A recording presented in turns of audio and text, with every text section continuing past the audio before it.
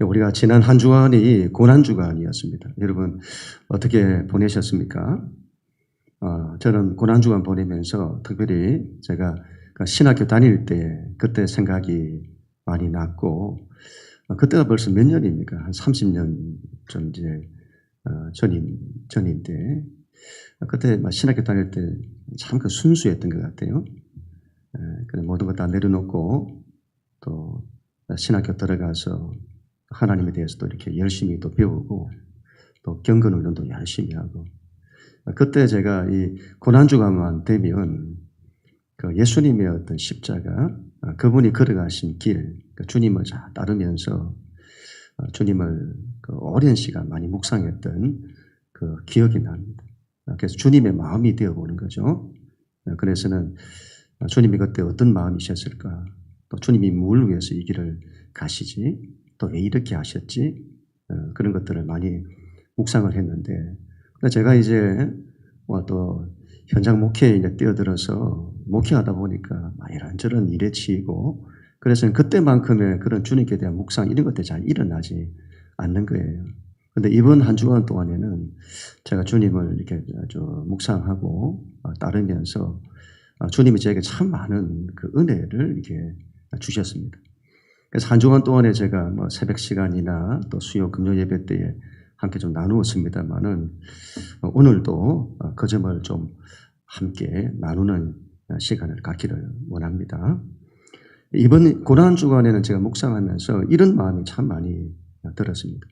예수님께서 인류의 모든 죄를 짊어지시고 십자가에 돌아가셨다고 했는데, 이걸 우리가 교리적으로 배워서 잘 알잖아요.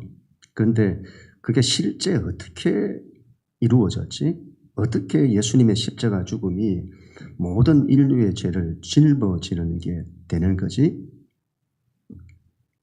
그런 마음들이 참 많이 들었습니다. 여러분, 예수님께서 잡히시고 재판을 받았어요. 불법 재판입니다. 불법 재판. 6월절 명절에는 재판을 열 수가 없어요. 그런데 예수님을 죽이기 위해서 불법하게 열립니다. 그것도 새벽에 열리죠. 그리고 그렇게 빨리 사형 선고를 내릴 수가 없습니다. 정말 총알같이 내리는 거예요. 그러니까 예수님을 죽이려고 작정한 급조된 재판입니다. 그러니까 여기서 중요한 것은 재판이 불법이지만 공식적인 어떤 기관을 통해서 법적으로 이루어졌다는 것이 정말 중요합니다. 유대 사회를 대표하는 최고 법정이죠. 사내들인 공회가 법정이 예수님에게 사형을 선고합니다. 그러니까 두 가지 제목인데요. 첫 번째는 제가 하나님의 성전을 헐고 사흘 만에 짓는다고 하더라. 성전 모독죄. 두 번째로는 제가 자신을 하나님의 아들이라고 합니다. 그러니까 신성 모독죄죠. 이 두 가지 죄명이죠. 그래서 대제사장이 묻습니다. 마태복음 26장 66절 같이 읽습니다. 시작. 너희 생각은 어떠하냐? 대답하여 이르되 그는 사형에 해당하니라 하고. 그는 법적으로 예수님에게 죄를 뒤집어 씌워서 사형 판결을 내리는 겁니다. 그리고 예수님을 빌라도 법정에 세워요. 자기들 법정에서 사형 선고 내리고 죽이면 될 건데 왜 굳이 빌라도 법정에 세우나? 예수님을 정치범으로 만들어서는 십자가에 죽이려고 하는 거죠. 왜 그렇게 하죠? 십자가에 죽여야 나무에 달린 자마다 하나님께 저주받았다고 하는 신명기의 그 말씀이 이루어지는. 그렇게 해서는 예수님이 구원자가 아니고 하나님으로부터 저주받은 자로 낙인 찍어 예수 운동을 끝내려고 하는 것. 빌라도 법정이 열리죠. 총독 빌라도는 예수님에게 죄가 없음을 알았습니다. 이거 보니까 자기들 문제라. 죄가 없는 걸 알았죠. 그래서 예수님은 풀어주려고 합니다만은 이 사형 선고를 내리지 않으면 유대인들 안에서 밀란이 일어날 것 같아요. 그래서는 예수님에게 죄가 없음을 알면서도 사형을 선고합니다. 빌라도가 예수님을 놓아주려고 애를 많이 썼죠. 명절에는 죄수를 사면하는 제도가 있었는데 그래서 바라바라고 하는 유명한 강도가 있었습니다. 이 사람은 강도요, 정치범이고 반란자이죠. 그래서 이 사람을 데리고 와서는 이 사람을 놓아주랴 예수를 놓아주랴 이렇게 물어본 거죠. 이 사람은 워낙 유명한 강도였기 때문에 예수님을 놓아주라고 하겠지. 그런데 유대 사회가 사람들이 예수님이 아니라 바라바를 선택하는 거예요. 예수님 대신에. 그러면 예수님에 대해서 빌라도가 내가 이 사람을 어떻게 하랴 물었을 때에 마태복음 27장 22절 같이 읽습니다. 시작. 빌라도가 이르되 그러면 그리스도라 하는 예수를 내가 어떻게 하랴? 그들이 다 이르되 십자가에 못 박혀야 하겠나이다. 그리고는 예수님을 가장 큰 강도인 바라바보다 더 흉악한 살인자, 강도, 정치범으로 죄를 뒤집어 씌운 겁니다. 여러분 이게 법적으로 이루어졌다. 산헤드린 공회는 유대 사회를 대표하는 기구입니다. 그리고 빌라도는 로마 제국을 대표해요. 빌라도의 법정은 로마 제국의 법정을 대표하는 겁니다. 지금도 여러분 세상 법정에서 어떤 판결이 일어나면 그 판결은 그냥 한 사람의 판사에서 일어난 것이 아니에요. 그들 법정의 권한을 나라가 준 거예요. 그리고 온 국민이 그들에게 권한을 위임해서 권한을 줘서 그들이 판결한 것입니다. 그래서 그들의 판결은 모든 백성과 연결되는 거예요. 그래서 불의한 판결을 내렸다고 할 때 그 판결은 나와 상관없다. 저런 판사가 그냥 사사로이 내린 거다. 그렇게 되지 않는다 이 말이에요. 그 판결은 국민 한 사람 한 사람과 연결되는 판결이 되겠습니다. 대표 기관인 그들이 예수님에게 법적으로 모든 죄를 뒤집어 씌운 거예요. 그 말은 우리 모두가 그 예수님에게 죄를 뒤집어 씌운 결과가 되는 것입니다. 그런데 여러분, 우리가 예수님의 십자가를 보면 굉장히 예수님 십자가 신비로워요. 역설적이다 이렇게 말하는데 그래서 우리가 예수님의 이 십자가를 잘 이해를 하려면 이 세상편에서 바라보는 한 가지 시각이 있고 하나님 편에서, 하나님 나라 편에서 바라보는 이 두 가지를 우리가 잘 볼 수 있어야 되겠습니다. 세상에서 법정이 일어나고 있는, 법정에서 일이 일어나고 있는데 이 말은 또 다른 하늘 법정이 있는 겁니다. 하늘 법정에서 무슨 일이 일어나느냐 이게 중요하게 되겠습니다. 거기서 무슨 일이 일어나냐 하나님께서 인류의 모든 죄를 예수님에게 옮기시는 겁니다. 우리 예수님께서 이 십자가를 당신의 스스로 이걸 받아들이세요. 그리고 내가 그런 거 못하겠다. 내가 왜 저들의 죄를 내가 짊어져야 되냐 거부하셨다면 우리의 죄 문제가 해결되지 않았을 겁니다. 그리고 하나님 아버지께서 강제로 아들에게 짊어지게 했다면 그것도 우리의 죄 문제가 해결되지 않았을 겁니다. 예수님께서 스스로 우리를 위해서 자원하여 그 십자가를 지시는 것이죠. 그래서 온 세상 법정에서 온 인류가 그 예수님의 죄를 뒤집어 씌우는데 이게 하늘 법정에서는 우리 예수님께서 모든 인류의 죄를 스스로 당신이 짊어지시는 그 일이 일어나게 되는 것입니다. 세상에서는 예수님에게 유죄 판결이 이루어지고 사형이 선고되는데 하늘 법정에서 무슨 일이 일어나냐. 예수님이 우리의 죄를 짊어지시고 예수님이 사형을 당하심으로 우리에게는 무죄가 선언되게 되는 거예요. 무죄 판결이 선언되는 거예요. 그것도 공식적으로, 법적으로 선언된다 이 말이죠. 이게 법적으로 선언되었다는 것이 얼마나 중요한지 모릅니다. 그래서 이제부터는 우리가 죄의 문제를 가지고 우리 개인이 스스로 죄 없음을 우리가 스스로 증명하는 그런 거 안 해도 된다 이 말이에요. 예수님이 이걸 법적으로 이루신 거예요. 우리의 죄 없음이 법적으로 선포되었다. 선포되었다. 그래서 이제부터는 우리가 예수 안에 있는 자는 더 이상 죄의 정죄에서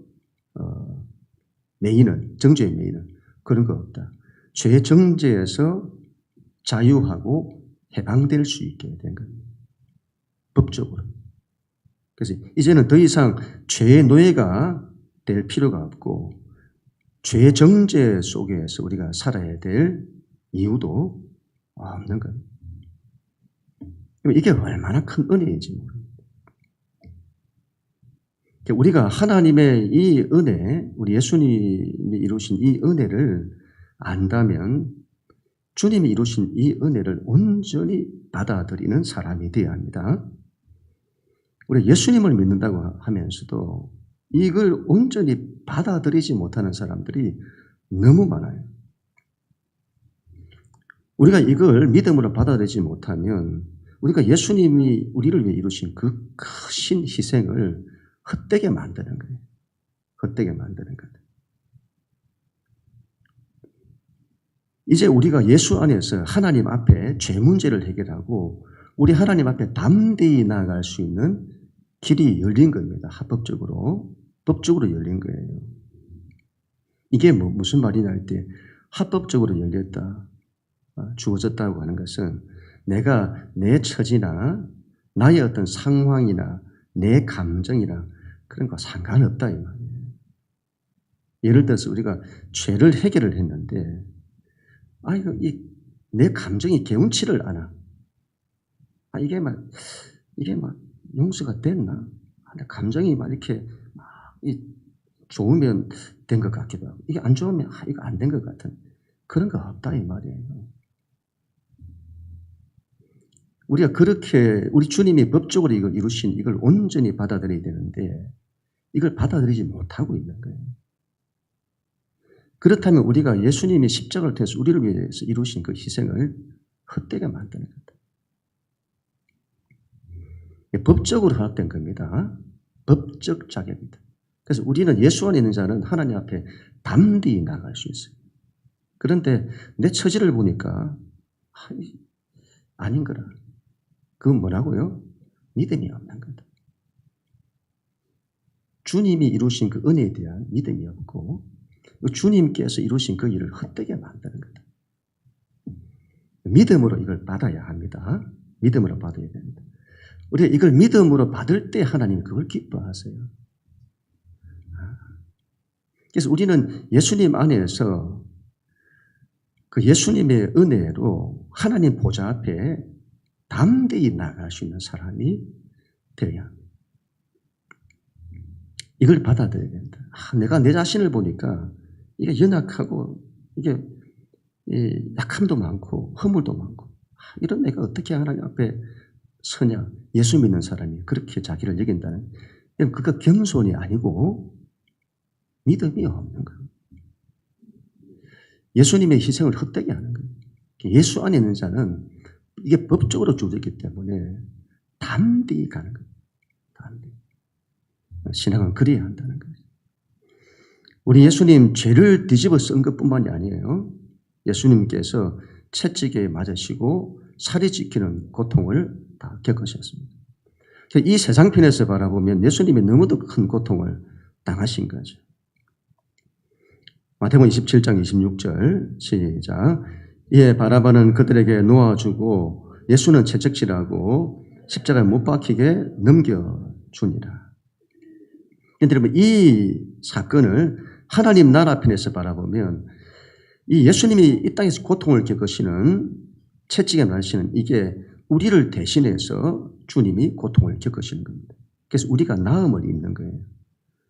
이사야 53장 5절 같이 읽습니다. 시작. 그가 찔림은 우리의 허물 때문이고 그가 상함은 우리의 죄악 때문이라. 그가 징계를 받음으로 우리는 평화를 누리고 그가 채찍에 맞음으로 우리는 나음을 입었도다. 아멘. 예수님이 우리를 대신해서 채찍에 맞으심으로 우리는 나음을 입고 회복이 되고 치유가 되는 겁니다. 그래서 이걸 우리가 믿음으로 받아들여야 된다. 세상 편에서 바라보면 예수님께서 심한 조롱과 밀시와 이 폭행을 당하세요. 하나님의 아들이. 얼마나 많은 조롱을 당하는지. 침뱉음을 당하고 뺨을 맞고 얼마나 조롱을 당하시는지. 이 일이 하나님 나라 앞에서 바라보면 예수님이 우리를 대신해서 조롱과 멸시를 당하시는 겁니다. 그렇게 하심으로 우리 예수님이 우리 때문에 비천해지시고 그리고는 우리를 존귀케 만들어주는 거예요. 그래서 우리가 이 예수님 안에서 새로운 자기 정체성을 가지게 되는 거죠. 우리를 존귀한 하나님의 자녀로 만들어주시는 거죠. 이런 거 말하려면 이 끝도 없습니다. 예수님의 십자가 골고다라는 언덕에 세워졌잖아요. 마태복음 27장 33절 시작. 골고다 즉 해골의 곳이라는 곳에 이르러. 그곳에 십자가 세워지는 거예요. 너무도 비참한 곳이죠. 십자가 처형이 그곳에서 있었던 겁니다. 수많은 해골들이 있는 곳이에요. 죽음을 상징하는 곳이다 이 말이에요. 그곳에 십자가 세워지는 겁니다. 세상 편에서 바라보면 예수님이 너무도 비참한 죽음을 죽으시는 거예요. 그런데 하나님 편에서 바라보면 해골, 죽음을 상징하잖아요. 죽음, 원수마귀를 상징하는 거예요. 원수마귀를 상징하는 그 원수마귀의 머리에 십자가에 못이 박히고 원수마귀를 죽이는 일이 일어나는 거예요. 죽음을 이기시는 사건이죠. 창세기 3장 5절에서 이렇게 예언되었잖아요. 여자의 후손이 너의 머리를 상하게 할 거고 너는 그의 발꿈치를 상하게 할 거다. 누구에게 한 말이죠? 원수 마귀에게 한 말이잖아요. 여자의 후손 예수님께서 너의 머리를 상하게 할 거다. 그 말씀이 성취된 거예요. 해골이란 곳에 죽음을 상징하는 사단의 머리에 예수님의 십자가 못이 박혀 원수 마귀가 죽는 거예요. 번세가 떨어지는 거예요. 이쪽 편에서 바라보면 예수님이 비참한 십자가의 죽음을 죽으시는데 하나님 나라 편에서 바라보면 원수 마귀를 이기는 사건이 일어나게 되는 거예요. 십자가에 달리시기 전에 온 땅에 이런 어둠이 내렸습니다. 예수님 부르짖습니다. 마태복음 27장 46절 시작. 제9수점에 예수께서 크게 소리 질러 이르실 때 엘리 엘리 라마 사박다니 하시니 이는 곧 나의 하나님 어찌하여 나를 버리셨나이까 하는 뜻이라. 아멘. 예수님께서 우리 때문에 아버지로부터 버림당하시는 거예요. 우리 예수님의 가장 큰 고통은 우리의 모든 죄를 짊어지시는 고통이 있었고 그것보다 더 큰 고통은 그토록 사랑했던 아버지로부터 외면당하시고 버림당하시는 것입니다. 온 세상이 들고 일어나서 예수님에게 그들 죄를 다 뒤집어 씌우고 우리 예수님 폭력을 당하시고 조롱과 멸시를 당하시고 거기다가 하나님 아버지로부터도 외면받으시고 버림받으시고 우리 예수님 이 고통이 얼마나 크셨을까요? 이 세상 편에서 바라보면 예수님은 하나님으로부터 버림받고 저주받고 심판받으시는 것입니다. 그런데 하나님 나라 편에서 바라보면 하나님께서 우리를 살리기 위해 아들을 버리시는 거예요. 그리고 아들의 전류기에도 응답하지 않았어요. 예수님께서 우리를 대신하여 버림당하심으로 우리가 하나님으로부터 용납되게 되는 거예요. 예수님이 버려주심으로 죄인이었던 우리가 하나님으로부터 받아들여지게 되는 것이죠. 여러분 중요한 것은요. 아들은 이 아버지를 끝까지 믿음으로 붙듭니다. 온 세상이 들고 일어나서 예수님을 압박하고 법을 동원해서 예수님을 합법적으로 죽이려 하고 온 세상이 그분에게 손가락질하고 조롱하고 죄를 다 뒤집어 씌우고 그런데다가 아버지로부터도 외면당하시고 버림받으시는 그런 상황에서도 아들은 아버지에 대한 사랑과 믿음을 끝까지 붙드신다. 그래서 이 아들의 이와 같은 믿음과 순종이 없었다면 아버지의 구원은 일어나지 않는 겁니다. 우리 예수님 보세요. 죽음의 상황에서도 하나님으로부터 버림당하는 듯한 이 고통 속에서도 아버지에 대한 믿음을 놓지 않는다. 우리는 어떻죠? 살다 보면 삶의 작은 고난만 만나도 우리는 하나님이 살아계시냐는 하나님이 나에게 왜 이렇게 하시냐는 거예요. 삶의 작은 고통에서도. 근데 우리 예수님은 정말 감당할 수 없는 그 엄청난 고통 속에서도 아버지에 대한 사랑과 믿음을 끝까지 붙었어요. 실제 아버지로부터 버림당하시죠. 우리 때문에. 그런 상황에서도 아버지에 대한 사랑과 신뢰를 놓지 않는 거예요. 그 예수님을 통해서 위대한 역사가 일어나는 거예요. 우리 믿음이 그래야 된다. 삶에 작은 이렇게 문제만 일어나도 막 이리저리 흔들려가지고 막 하나님이 있네 없는데 그게 아니라 어떤 삶의 상황에서도 내가 아버지를 전적으로 신뢰하는 겁니다. 하나님이 나로부터 너무 멀리 계시고 내 삶의 고통도 심한데 하나님 가까이 계시면 또 얼마나 좋아. 그런데 하나님이 더 멀리 계신 것 같고 나에게 응답하시지 않는 것 같고 나를 외면하시는 것 같은 그런 상황에서도 하나님은 저런 하나님을 신뢰합니다. 사랑합니다. 그런 믿음을 가질 때에 그 사람을 통해서 하나님의 위대한 역사가 일어난다는 거죠. 그리고 하나님 나라 편에서 바라보면 아버지는 이 아들을 가장 사랑하세요. 아버지가 지금 외면하고 있는데 근데 이 아들을 가장 사랑하십니다. 우리를 위해서 자신의 목숨을 기꺼이 희생하시는 이 아들을 아버지는 가장 사랑하시고 이 아들을 가장 가까이 하시는 거죠. 그리고 아버지는 그 아들을 그냥 버려두지 않으세요. 우리의 구원을 위해서 자신의 모든 걸 버리는 이 아들을 아버지는 반드시 살리십니다. 그리고 그 아들을 통해서 온 세상을 구원하는 위대한 역사를 이루시는 것이죠. 이게 주님의 십자가다. 그 신비로움이 얼마나 큰지. 우리는 이 십자가에 대한 믿음을 가져야 되겠습니다. 주님이 가신 그 십자가의 삶, 십자가의 정신, 그것이 무엇인지를 기억하고 십자가에 대한 믿음, 그 십자가를 통해서 우리가 주신 바 그 은혜가 얼마나 놀라운지 합법적으로 주신 이런 것들을 믿음으로 받는 우리가 되어야 될 줄로 믿습니다. 그리고 한순간에 모든 걸 다 역전시키세요. 51절 52절 시작. 이에 성소 휘장이 위로부터 아래까지 찢어져 둘이 되고 땅이 진동하며 바위가 터지고 무덤이 열리며 자던 성도의 몸이 많이 일어나되 아멘. 예수님의 십자가 죽음 이게 어떤 걸 가져오는지를 말하는 거예요. 성소의 휘장이 둘로 찢어진 겁니다. 휘장은 여러분 하나님과 우리 사이에 죄로 인해서 가로막힌 거죠. 근데 이게 가로막힌 이것들이 찢어져서는 하나님께로 나아가는 길이 열렸다 이 말이죠. 휘장이 찢어졌다 이 말은 죄의 문제가 해결되었다는 것을 선포하신 거예요. 죄가 하나님과 우리 사이를 가로막았어요. 지금까지 인류의 역사에서 하나님께로 가는 길은 죄로 인해서 다 막혀 있었습니다. 그런데 마침내 그 길이 열리게 된 것이죠. 예수님의 십자가는 하나님과 우리 사이에 가로막힌 모든 걸 다 허문다. 길을 만들어버려요. 예수님의 십자가는. 얼마나 강력한 능력인지 우리 인생의 길을 만들고 문을 다 열어요. 지진이 일어나고 땅이 흔들렸습니다. 하나님의 인재를 상징하죠. 그리고 땅이 흔들렸다는 이 말은 이전의 세상이 무너지고 이전의 세상, 옛 세상의 모든 질서와 체제가 다 무너진다. 새로운 세상이 열릴 것을 말씀하는 겁니다. 무덤이 열리고 죽은 성도들이 일어나죠. 예수님의 부활의 전조정상이에요. 예수님의 십자가가 부활을 만들어낼 것을 미리 보이시는 겁니다. 그리고 오늘이죠. 주일날 우리 예수님 부활하십니다. 이 아들을 아버지가 살리세요. 아버지는 이 아들을 그냥 두실 수 없죠. 반드시 아들을 살리십니다. 제가 그 신학교 다닐 때 헨리 나우이라는 사람의 글을 통해서 이걸 읽었던 기억이 났는데 맞나 싶어서 찾아보니까 틀림이 없더라고요.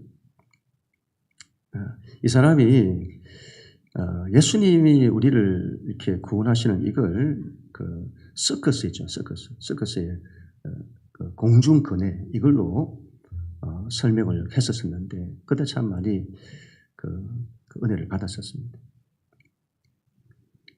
이런 공중근해를 탈 때에 그 긴 줄을 가지고 이렇게 쭉 이렇게 타는 사람이 있죠. 이 사람을 플라이어라고 합니다. 플라이어.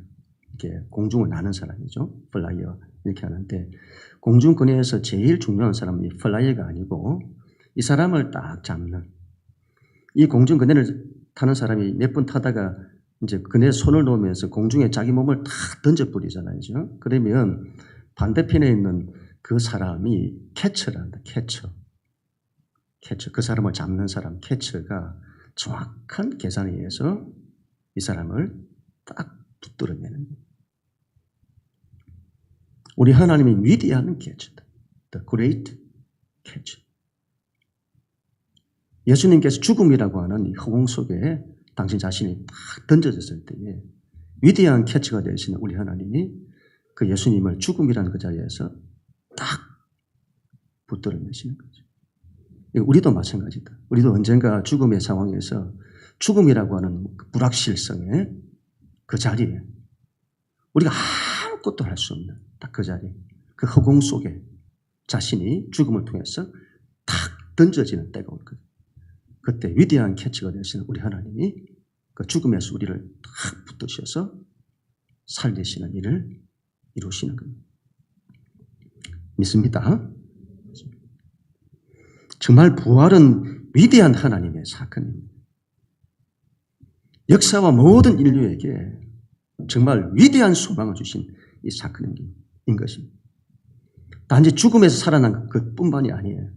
예수님의 십자가가 틀림이 없다는 것을 확증하는 것입니다. 죄를 해결하고 죽음을 해결하고 그리고 영원한 부활. 죽음에서 살아나는 소생이 아니고 우리 예수님의 부활. 죽음에서 살아나셔서 영원히 사신다 이 말이죠.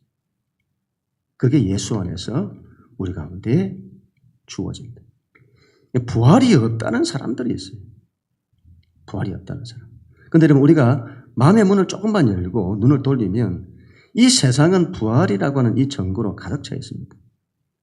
제가 주중에 아파트를 지나오는데 여러분 봄꽃이 다 피었어요. 한순간에 다 피어요. 한순간에. 산수유, 벚꽃, 목련 다 피었습니다. 단체로 자기들끼리 알아서 막 때를 따라서 막 때 맞춰가지고 같은 서클인가 때 맞춰가지고 피는 거예요. 어떻게 자연이 이럴 수 있죠? 자연은 왜 이렇게 된 걸까요? 어떻게 죽음을 상징하는 겨울이 지나면 이렇게 약송이나 한 듯 꽃을 피우는 것일까요? 저절로 된 걸까요? 전에도 말씀드렸습니다만 자녀들의 어지러진 방이 가만히 있으면 그냥 정리가 되나요? 영원토록 정리가 안 되죠. 누군가가 정리를 해야 하는 겁니다. 누군가가 질서를 잡은 거예요. 자연은. 자연의 질서는 그냥 아무 뜻 없이 된 것이 아닙니다. 그래서 여러분 문학하는 사람들이나 이런 사람들이 전부 자연을 통해서 인생의 메시지를 다 읽어내잖아요. 자연은 메시지. 하나님의 메시지를 담고 있는 거다. 이런 왜 부활절이 이때죠? 다른 날도 아니고 왜 이때죠? 그때가 이스라엘에게는 아비벌이라 하는데 3, 4월에 해당됩니다. 아비벌. 아비벌은 아비브에서 나왔는데 푸른 이삭이라는 뜻을 가지고 있어요. 그때가 어떤 때냐? 비가 그치고 우기가 끝나고 온통 세상이 들꽃으로 피어나는 그때를 맞춰서 우리 주님이 부활하시는 것입니다. 자연이 하나님의 메시지다. 이걸 보여주는 거죠. 자연 세계에 부활의 메시지가 있어요. 저녁이 되고 아침이 되고. 우리는 세상을 왜 이렇게 살도록 되었을까요? 왜 세상은 저녁이 되고 아침이 되고 또 저녁이 되고 아침이 되고 이런 것들이 반복되는 것일까요? 저녁은 자는 걸 말하죠. 아침은 깨는 걸 말하죠. 자는 것은 죽음을 상징하고 깨는 것은 부활을 상징하고 그것도 1년 365일. 왜 이렇게 우리는 살도록 창조가 되었지? 하루하루마다 자고 깨고 죽고 살고 부활이 있음을 기억하고 살아가는 하나님의 메시지죠. 이거 아니고 여러분 왜 그렇게 되었는지 설명할 수 있어요? 설명할 수 없다. 예수님 당시에 사두개파라는 사람들이 있었는데 이 사람들은 부활이 없다는 사람들이에요. 하나님을 믿는데 부활이 없다는 사람입니다. 이들은 굉장히 현실주의자들입니다. 이들은 그 당시 유대 사회에서 세상의 모든 부귀와 영화를 다 가진 자들입니다. 그들의 입장에서는 이 땅이 천국인데 무슨 또 다른 천국을 바라고 부활을 바라냐 이 말이에요. 믿지 않습니다. 이 사람들은 모세 오경만 믿어요. 모세 오경. 창세기, 출애굽기, 레위기, 민수기, 신명기 이 5개만 딱 믿는다 이 말이죠. 그러면 이 사람들도 그러면 하나님의 기적을 믿겠네. 하나님의 창조의 능력, 모세가 수많은 기적들을 이룬 홍해의 기적들, 만나 사건들 그걸 다 믿겠네. 그들은 그런 계시가 그런 기적 같은 계시들이 모세 시대에 끝났다고 보는 거예요. 모세 시대에 끝난 거다. 그래서 그들은 기적 같은 것을 안 믿어요. 그래서 모세오경의 10번만 믿는 거예요. 그들은 부활을 믿는 자들을 조롱하는 거죠. 그런 게 어디 있냐, 이 말이에요. 그런 게 어디 있냐. 그때 예수님께서 이렇게 말씀을 하셨습니다. 마태복음 22장 29절. 시작. 예수께서 대답하여 이르시되 너희가 성경도 하나님의 능력도 알지 못하는 거로 오해하였도다. 그리고 또 이렇게 말씀하십니다. 마태복음 22장 31절에서 32절 시작. 죽은 자의 부활을 논할진대 하나님이 너희에게 말씀하신 바 나는 아브라함의 하나님이요 이삭의 하나님이요 야곱의 하나님이로라 하신 것을 읽어보지 못하였느냐. 하나님은 죽은 자의 하나님이 아니요 살아있는 자의 하나님이시니라 하시니라. 여러분 예수님께서 부활을 증거하실 때 어떻게 하시는 걸 보세요. 예수님 말씀 잘 보세요 여러분. 이게 이 문장이 이 말씀이 동사가 현재예요. 현재예요. 만약에 아브라함이 그 옛날에 살았다가 죽고 지금 없는 아브라함이었다면 이렇게 기록이 되어야 된다 이 말이에요. 나는 아브라함의 하나님이었고 이삭의 하나님이었고 야곱의 하나님이었다. 과거형으로 기록되어야 된다 이 말이에요. 그런데 하나님이 나는 아브라함의 하나님이고 이삭의 하나님이고 야곱의 하나님이다. 그 말은 현재형, 지금 현재 아브라함이 살아있다. 하나님은 죽은 자의 하나님이 아니고 지금 살아있는 그들의 하나님이다. 예수님이 아브라함이 살아있다고 하시는 거예요.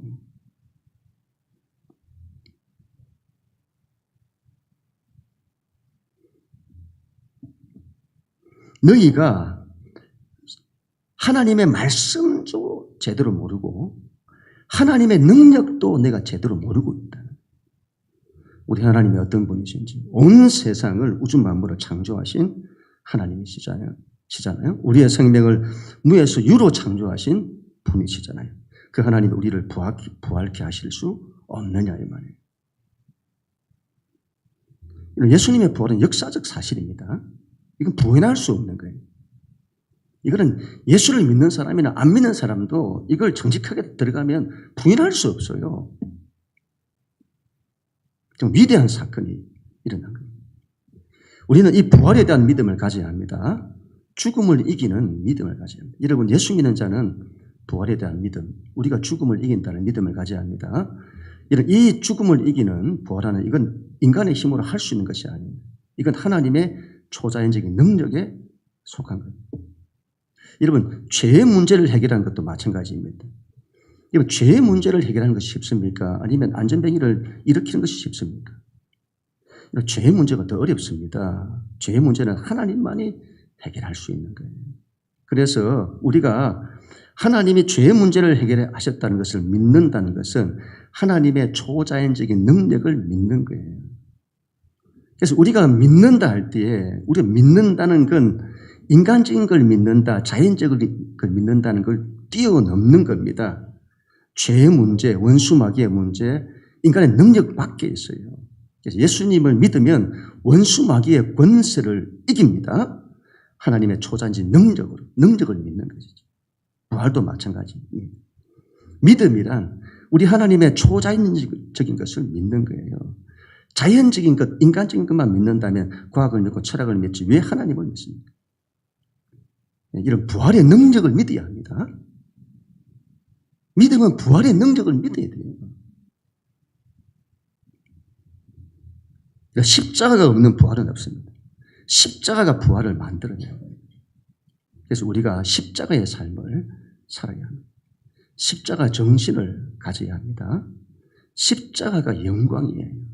십자가가 부활을 만들어냅니다. 이제 우리 안에 내가 사는 것이 아니라 예수님이 사셔야 하는데 그 예수님은 십자가의 예수입니다. 그 예수님을 약하게 보지 마시고 정말 강한 것입니다. 하나님의 지혜고 하나님의 능력입니다. 십자가의 정신, 십자가의 삶을 살아야 합니다. 이건 반드시 부활을 만들어낸다. 죽고 난 이후에 이런 부활만을 말하는 것이 아닙니다. 우리 인생을 살린다 이 말이에요. 십자가의 예수. 우리가 그분을 붙들면 인생이 사는 겁니다. 부활합니다. 그 믿음을 가져야 합니다. 그리고 부활에 대한 그 십자가의 삶을 살 때 부활에 대한 믿음을 가지고 그 삶을 살아야 되겠습니다. 예수님은 부활에 대한 믿음으로 십자가를 다 통과하세요. 그 믿음으로 죽음도 이기십니다. 우리도 그래야 합니다. 그래서 우리가 어떤 우리 인생의 삶의 상황과 현실이 있다 할지라도 이 부활에 대한 믿음을 내가 산다. 하나님이 나를 살리신다. 하나님 반드시 나를 살리신다. 이 믿음 가져야 됩니다. 법적으로 허락된 거다 이 말이에요. 이건 붙들고 이루는 겁니다. 믿음은 그래야 합니다. 그리고 우리 예수님 안에서 허락된 이 은혜들을 다 받아 누리는 우리가 되십시다. 정말 말로 다 할 수 없는 하나님의 은혜가 이 예수님 안에서 우리에게 다 허락이 되었습니다. 합법적으로. 이걸 받아야 된다 이 말이에요. 언제 받아야 된다. 담대함을 가지고 내가 이런데 이걸 다 하나님이 나를 사랑을 하시나? 그렇게 하는 것이 아니고 합법적이다. 그래서 내 자신의 형편과 상관없이 믿음은 하나님은 나를 최고로 사랑하신다는 이 믿음을 가져야 합니다. 하나님은 나에게 예수 안에서 말로 다 할 수 없는 은혜를 주신다는 믿음이 있어야 됩니다. 그래야 믿음에 하는 역사가 나타나는 거예요. 그래야 된다. 그리고 우리가 살다가 인생 살다가 여러분 내 인생이 왜 이러냐 그런 때가 있잖아요. 내 인생이 왜 이러냐. 하나님은 살아계시냐 나에게 역사하시냐 그런 때에 낙심하지 마시고 그때가 믿음으로 일어서야 될 때. 어떻게 보면 그때가 하나님께서 멀리 계시는 것 같고 하나님은 나를 외면하시는 것 같은데 그때가 하나님께서 나를 가장 가까이 하시고 나를 통해서 당신의 큰 뜻을 성취하는 때임을 기억하고 그때 믿음으로 일어서야 되는 거죠. 그렇게 하십시다. 그래야 할 때 주님의 이 부활의 은혜와 능력이 마침내 우리의 삶에 임하여 모든 어둠을 깨트리고 무덤을 깨트리고 죽음까지 깨트리고 모든 걸 살리시는 부활의 은혜가 임하게 될 것입니다. 그건 우리 모두가 다 될 수 있기를 주님 이름으로 간절히 축원합니다.